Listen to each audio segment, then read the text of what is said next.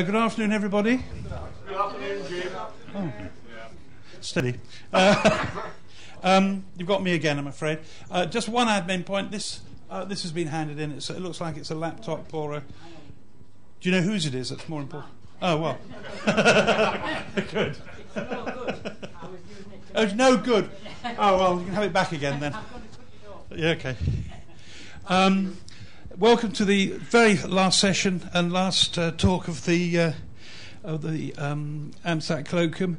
I want to introduce Colin Watts, who's a member of BATC, and he's not used to being on the receiving end of cameras, I don't think, or the transmitting end of the camera. Oh, yes, he is. A shout from the back. Okay. Who's going to talk about ham TV on the ISS. Over to you, Colin. Right, thank you very much. Well, yes, normally I'm just looking into a camera rather than a load of faces, so this is a bit of a novelty. But yes, well, last year I was watching Murray's presentation actually, and discovered that the ISS was going to be flying over my house, transmitting digital television pictures, and that's what I usually do is receive terrestrial ones. So I just had to have a go. Really, that was the thing. So I'll give a quick overview. I won't sort of repeat what Murray did last year, but just a quick overview for those that don't know. A ham TV is, well, I think most people are familiar with the ARISS school contacts. We're on 2 meters, and this is to add video to that procedure. So the ham TV or ham video transmitter was installed into the Columbus module this year, and those are the probably the most expensive patch antennas known to man. They cost an absolute fortune to get them up there, so an excellent job. There's 2 of those. So that's where the station would be operated from. There's the actual ham video transmitter itself. Seems to have changed the aspect ratio. It's a little longer than that, but that's okay. But yeah, there's ham TV is the whole system, and ham video is the transmitter and the camera.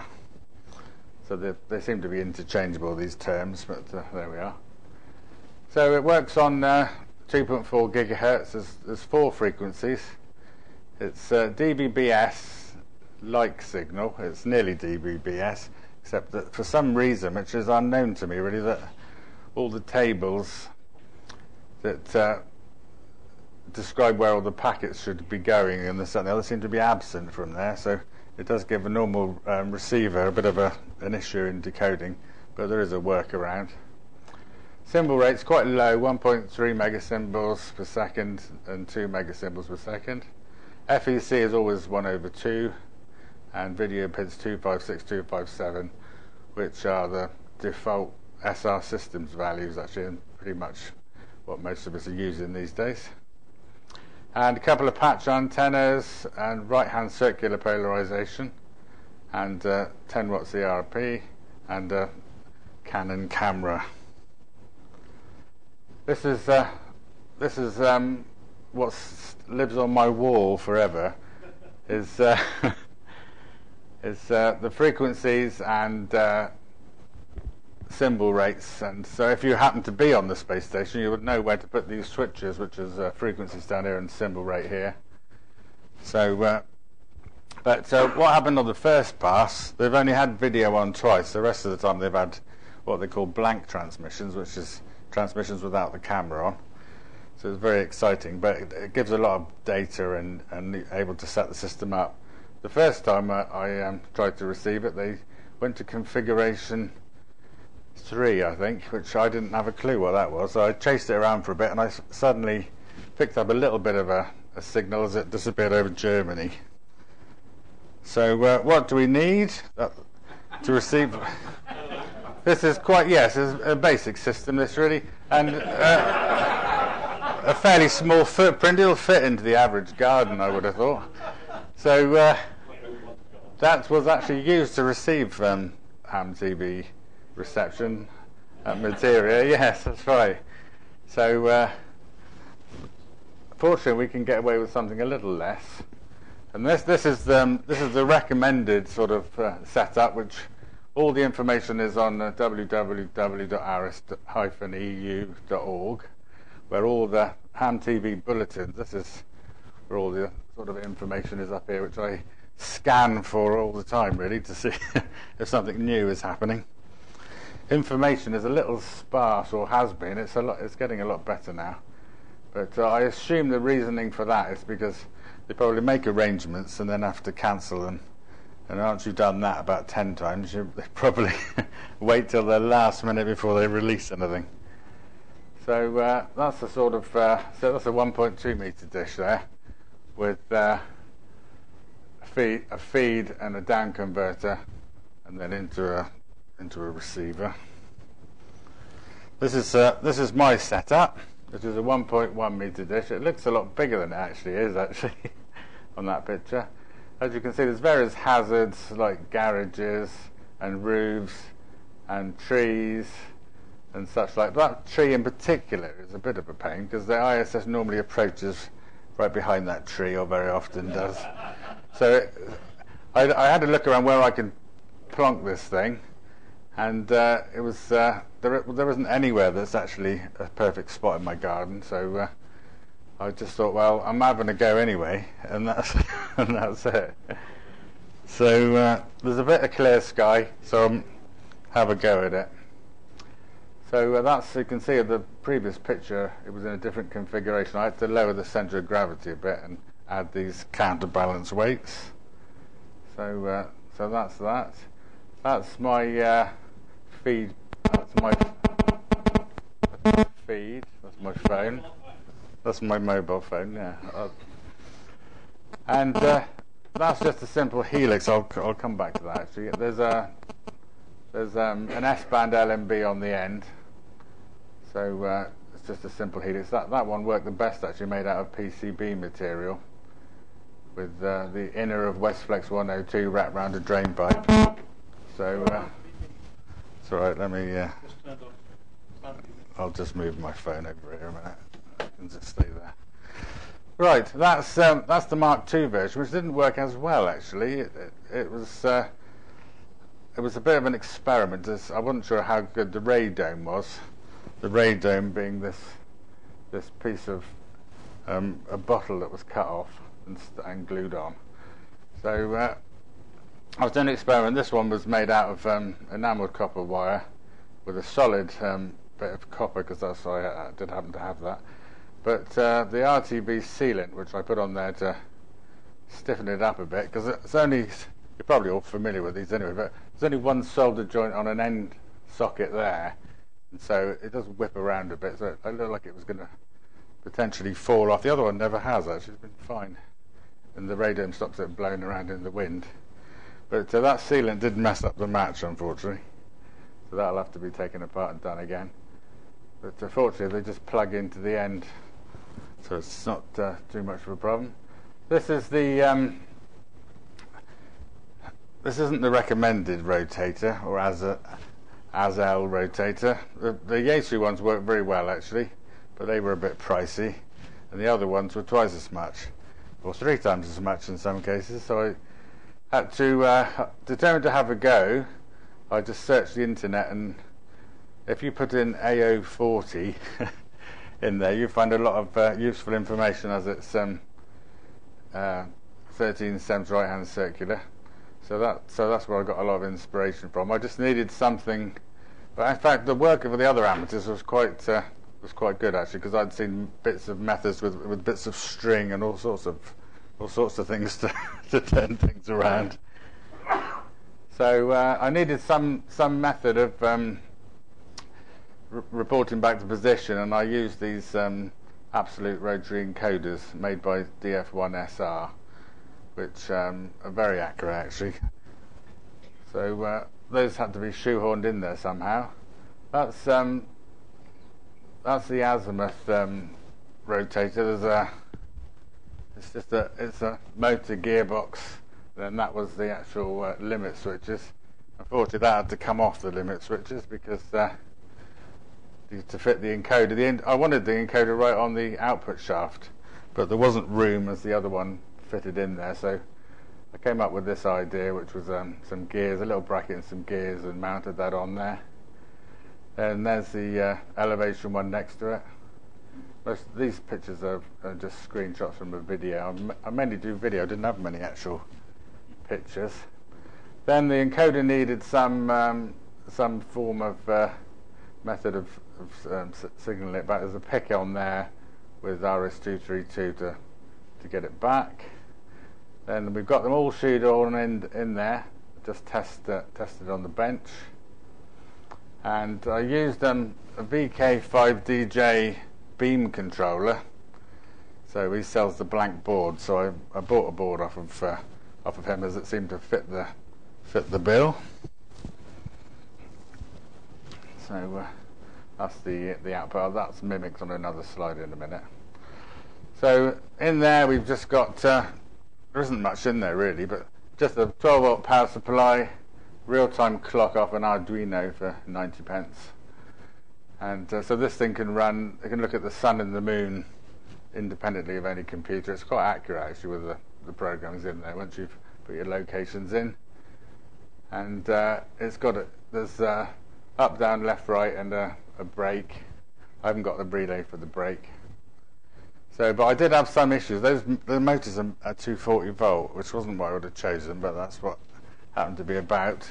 And switching that with the relay caused a bit of an issue.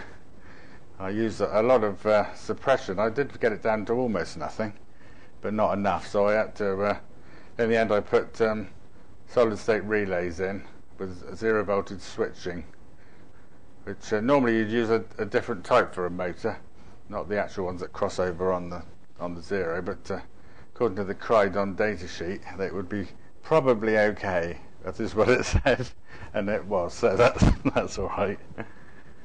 Right, and then this is the VK5 DJ beam control interface to the computer. You can see this is a test one because the elevation would never be more than 90 in this instance.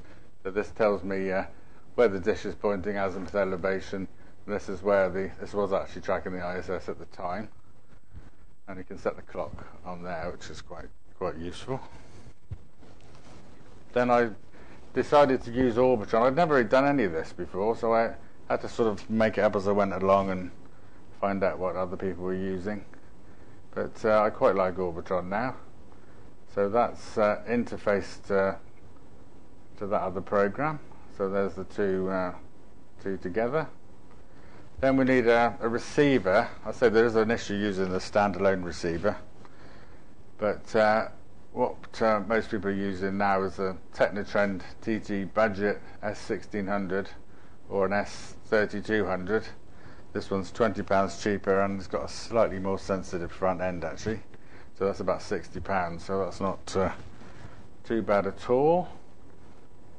Then we need some software to run that. This is like a toy box to me. This website. It's a marvelous thing. So you can download version 5 of Tune, which is a specific version for the ISS, and that has the ability to put all those missing bits. It can actually put them all back in, and so you can actually resolve the picture. So that's without that, I don't think anyone would have got anything. So that's pretty good. So that's Jean-Pierre F6DZP. He's done some really marvellous work, really. I say this is like there's the actual program running. It likes to run on Windows XP in actual fact. So it's quite simple to operate. It looks complicated, but not as complicated as the next slide. And so we've got on here, all you really need to do is set the symbol rate, one or the other, and then on version 5 all the right frequencies would be in here. Set that. Best to have just half FEC tick because it's not going to be anything else, so that slows it down. And then if you've got a down converter, then click that to power it. You can send signals over the web on another monitor. Save all the data that's coming in. All this data here is recorded every half a second if you click that, and then you can analyze it later, which is quite useful. I send this video over UDP to my Windows 8 machine and look at it on there, or anywhere else I want to, and I can record the transport stream directly from there. So we've got power RF, MER, which is like signal to noise really, signal to noise, and then the constellations. So when it starts off, these dots are all over the show, and then the joy of joys is when you see them all migrate to their corners. We spent hours looking at that, just willing the dots to move into a little spot really. And then you know you're on to a winner then. There is actually on the version 5 there's a button which is marked ISS, and you click that and it puts all the sort of tables back in. It's all rather clever. This is expert mode, which is generally used to impress people that visit the shack in the main, because they really like it. The only thing, don't touch anything here because you'll mess it up. But it is worthwhile. On mine, I need the baseband gain of 10 works very well. If you've got a lot of Wi-Fi interference, then AGC post Nyquist of 4 will improve. It just can recover a little bit quicker. But really, don't touch the rest because you'll end up reloading the program. But it does look pretty cool when it's going, and people are very impressed. They think you've sort of got a bit like a little mini NASA station in there. So that's mainly when I use that. The other tool in there is actually a noise power measurement program, which is pretty handy. That's actually the sun noise that I received. I had to come down a little bit in frequency as I tweaked it up perfectly on someone's Wi-Fi signal. It transpired. So as the sun went down, and the signal was still there. So I had to make sure that was actually the sun. So that took a little while, but just coming down in frequency a bit worked well on that. There's also a spectrum analyzer program. It's fairly slow to update, but you can see at 2437, which is somewhere here, the Wi-Fi can be a bit of an issue. So it can be there. That's actually pretty good. At my house, it's horrendous. There's stuff all over the place. So down the bottom end, it's not too bad, and most people got better results down the bottom. So I built a septum feed because I thought a lot of it was coming in on the side, actual fact. But I didn't get time to try that. So there we are. Also, that data that's recorded every 30 seconds. It's not exactly 30 seconds, but thereabouts. It's recorded in text format, and this to-tune data reader will make a nice, pretty graph for you. And so you've got RF power here, and then the MER, as we call it, coming up here. So I could use a smaller dish by the side of this, because really an MER of 5 will give you a picture, and I've got 21 there, which is pretty good. What we look for is green. If you've got green, you've got sound and picture. If they've got the camera turned on, of course. Otherwise, it's just black. But in theory, it should have given me a picture. So I missed the first one, say, because I was on the wrong configuration. So I monitored 60 passes. I didn't sleep for about 6 weeks, I think. Just every single one, sometimes four a day, actually.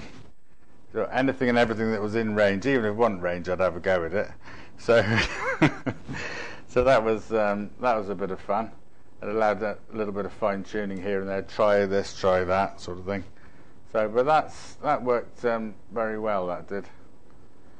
So the other button on the left, if you have to tune monitor, then you can send it up on the internet and others can have a look. So this is an actual reception of the ISS, but the picture wasn't, because it was a blank transmission at this time. I photoshopped the picture in afterwards. It's my picture, but well, it was black. I thought, well, you need a picture, and I'd got that lovely picture, so I stuck that in there just to show what it would have looked like if they'd been going. So there we are. So the other place where most people will go, and those that are watching now are actually on batc.tv. They're on live events looking, hello everybody, looking at us now. And the place to look there is ISS, and if there's any activity going on or anything, there's quite a number of stations that will be on there when something's actually going on. Internet says hello back. Yeah, all right. Thank you. So there we are. And that's four web streams, again from a video that I took. You can see that's off my XP computer. I had to tune running there black screen because it was a blank transmission, and there's 4 of us there. That's my one, which I've got a better picture of in a minute. There's Jean-Pierre F60ZP, IK1SLD in Italy, and Kaiser Italia, which is the manufacturer of the actual equipment. Oh, and they're only using a small dish here, actually. Just the standard 1.2. They did very well, and so did everyone else. So this is what you would do for a school's contact. As the pass is fairly short, really, then it wouldn't be quite long enough. So the plan is to join several stations together. I cheated. Well, I didn't cheat. These people were doing it all part of the project, and I saw what they did. I managed to copy it using VLC, and added on my own web stream. I think, or is that? Yeah, that's one before. But on the final commissioning, I was given access to the login for that, and I actually did join in properly. So that's the sort of picture that was being done. A little bit of a cutaway of the bottom of the tune showing the MER constellations, error correction. There isn't any there, and then the VK, the antenna positioner, the positioner. It's interesting figures there. I hadn't really noticed those before, but and then a pretty picture of the IS over my house, more or less, and obviously this is data from showing the range, which is quite interesting. I achieved 1,300 kilometres range before it went over the wall, so that was the problem. John Pierre managed 2,000 kilometres, I think. He hasn't got a wall, so but he has got some trees. But no, excellent results. Really, far better. We didn't know if this was going to work at all, so it was. There was big joy in Italy. I remember that when they got the signal. That was fantastic. So the main stations are F60ZP, IK1SLD in Kaiser Italia, and that's him again down there. And also people were putting blank signal reports in. There's probably not exclusive, this list. There's VK6MJ, who was as crazy as me, was doing just as much staying up day and night. We used to chat on the BATC chat and exchange information. And the other stations there, they all got the blank signal reports, and quite a number of people posted things, but I don't know any other call signs. So then finally the first one came through, the one I missed, but I've seen the video, which is where I pinched this picture from, on 8th of April 2014. That's Mike Hopkins there. That gave great joy, that did. And then on the final commissioning day, I waited with bated breath, and then I was emailed just before to say, could I stream it on the internet, and which was a complicated procedure actually, because I had to get it off of one computer via UDP into VLC player and then into flash meter encoder, which crashed the computer twice. So I wasn't too impressed. So I had all that going on, as well as waiting for this the signal to come through.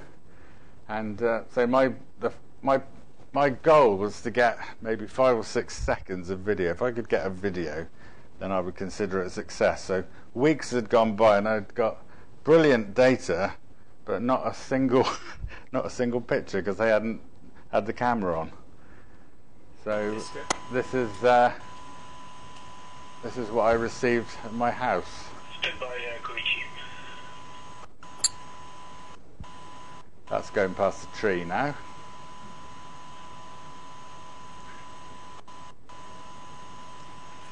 Station America 2, you can start with the script, Koichi.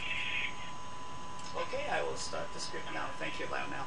This was done in the manner of a ARISS schools contact, so it was like a simulated school the sort of questions that would be asked in a school's contact.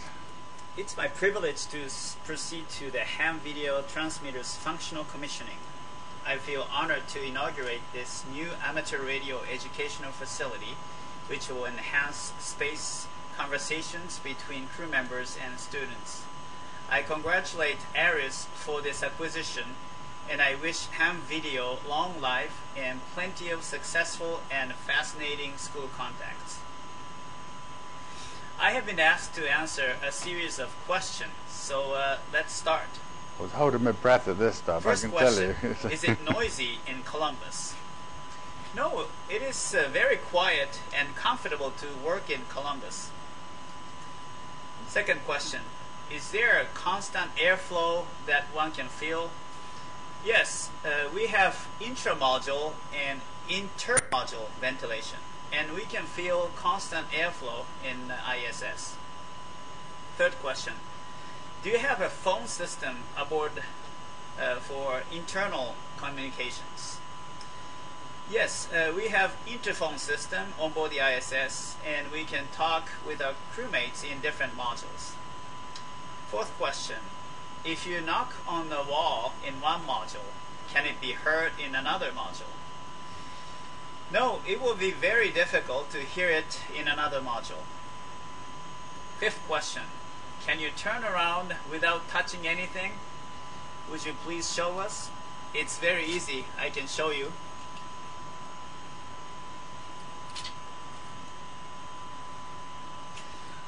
Sixth question, what kind of fire extinguisher do you have on board? We have three types of fire extinguishers. US fire extinguishers use carbon dioxide, and the Russian fire extinguishers use water and foam. Seventh question, how would a toy helicopter behave aboard the ISS? Since we're in a weightlessness environment, it will be keeping going up until it hits the ceiling or a wall. Eighth question, if you were to play cars, how would you keep the cars in place? We will need to use Velcro to keep the cars in place. Ninth question, do you experience static electricity effects? If so, are they different from what they are on Earth? Yes, we do, and it is similar to the static electricity on the ground. 10th question, is Konstantin Tsiolkovsky's photo still on the wall in the service module? Yes, in the service module, we have other photos like Yuri Gagarin and Sergei Korolev, in addition to Konstantin Tsiolkovsky. 11th question, if you had to show school children or students something special about microgravity, what would you show? Okay, with me I have a drink water bag, so I will show you a bubble, water bubble here.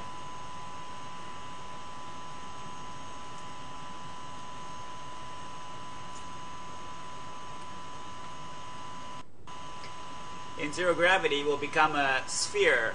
Here you can see. There's a small air bubble inside of the water bubble. And I will let it flow and swallow it. Airborne.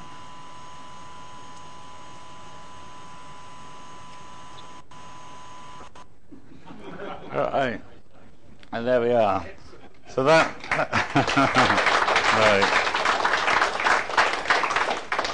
right, so thanks for that. That was good. And then the other stations further down got the end of it, which was nearly the end actually. So that worked very well actually. I was very pleased with that. And then the latest, I had an email this week saying the blank transmissions were activated again on July the 22nd, and they will stay on until the 6th of August. So the blank transmissions are back on now in configuration 4, which we all know is 2.395 gigs, 2 mega symbols. So that's my presentation. Thank you. Thank you. Right. Perfect timing. Thanks, Colin. I'm sure that you'll be happy to answer a few questions if we've got any. Any questions? Oh dear. Let's go for some. I forgot about this bit. Tuesday, there's a ARISS contact planned with UK Space Camp. Do you know if there will be a video transmission with it? I don't know, actually, no. I haven't heard any information. It's very thin on the ground. Ah. It's a telebridge, isn't it? So yeah. So no video. Any other comments? Sorry, Kieran, I'm stealing your thunder. The space camp, is it going to have ARISS? No, it's not. It's a telebridge on Tuesday, 14 or 1 UTC. Yeah. It's a telebridge from W6SRJ. Okay. Kieran is the AMSAT ARISS rep, so he. Right. So okay. you ought to be talking a bit. So Yeah. I'll let you talk. It's actually available, it's going to be webcast on the BATC stream. Okay. There's a specific ARISS UK stream. Okay. Any you. another question? There were Right. quite a few. Yeah, thanks for the talk, Colin. Probably I'm not the only one in the room who's got one of those old DVB-S standard, receivers from way back when, and some sort of LNB. Why is it that it's not? Why is it that you had to use a special receiver? I think you said there was a workaround to use a standard one. There's not a workaround at the moment to use a standard one, but we expected any free-to-air DVB-S receiver to be able to work. But for some reason, the tables that should have been there, or should have been transmitted with it, are not actually there. I haven't had any proper explanation as why that is, because even on the recommended equipment it shows just some fairly basic receivers.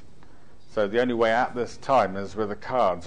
Whether there's any plans to redo the firmware, I'm not sure. So I don't seem to get a lot of information through about that.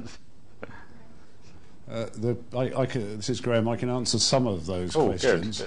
The project was done very quickly, particularly for an ESA project, but it was done very quickly. And some of the sort of normal reviews that would have been done that would have discovered that sort of issue before launch were not there was not enough time. There are cards available there, £35 or £27 cards for PCs. It's S1600 or S3200. That's right, yes. Are the correct types. Yeah. I do have some in stock if available for anybody who's really, really passionate and wants to get involved with it, because I bought some a year or so ago just in case. That was a good price then, because they're 60 now. Maybe that's what they were, I don't know. But I think one of the interesting challenges we've now got is how do we employ you or other people to be part of a team, either working for AMSAT UK, not working for, but part of a team for representing AMSAT UK or ARISS UK or whatever, to provide ground stations when they do in Europe the ham TV schools contacts. I think that's a challenge or an opportunity. I think the ESA have purchased 5 sets of equipment, haven't they? To I don't know where they're hiding, but Italy, and they're fairly mobile, I believe. Whether they'll cross boundaries is something else. But any other questions from the floor?